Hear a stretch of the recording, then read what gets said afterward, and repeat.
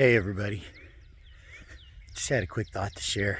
Something I've been zeroing in on this year is that just how poorly my mind and nervous system and body reacts when I am faced with confrontation. So I've done a lot of pondering on that, of why.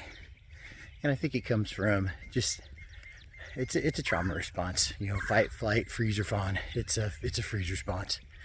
And if you had a lot of traumatic experiences as a kid and in young adulthood where you were not allowed to express your feelings, or you were bullied down or abused for your feelings on things, if you spoke up, you get into a place where you just can't speak up. You just go to freeze, wait for the trauma to be over, the verbal abuse or whatever it was, and then you go on.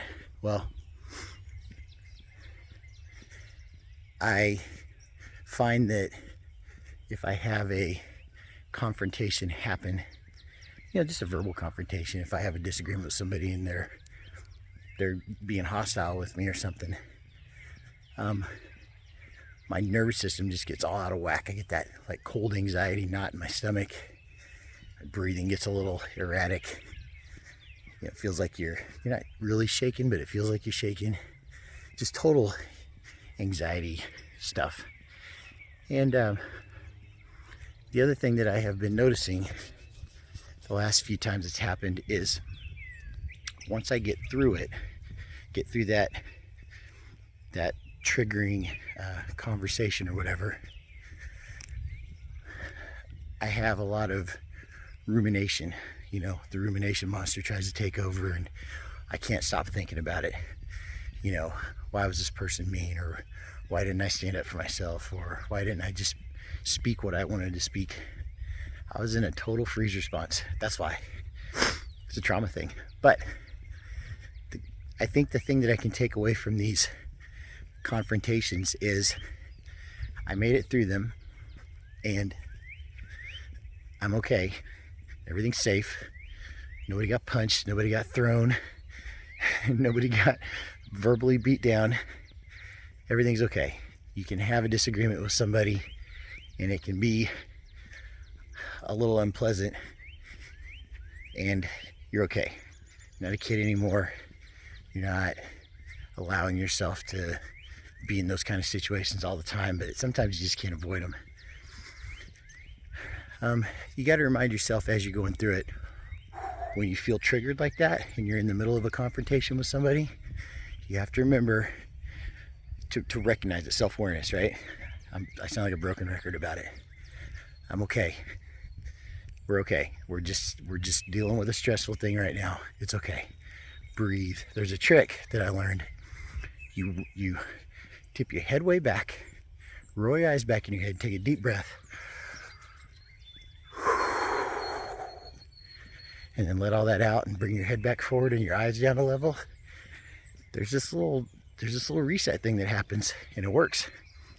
It kind of helps keep the stress down. You may have to do it a lot during that triggered moment, but it helps. And work through the problem as calmly and maturely as you can.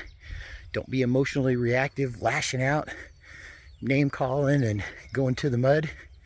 And just try to be mature about things until you get through those stressful moments.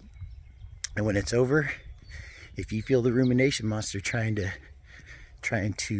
keep you thinking about it over and over again, when all the thinking's been done, you've had your conversation, you've decided that you did the right things in your conversation, you can't just sit there and loop over and over for the next 2 or 3 hours, because it'll just ruin the rest of your day. So then you go into the exercises of visualize the rumination monster in your head, call him out, tell him to cut his shit, and get out of your house.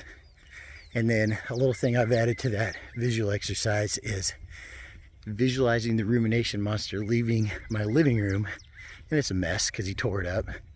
And then I visualize kind of thinking about going through and straightening up the living room and getting everything back in order.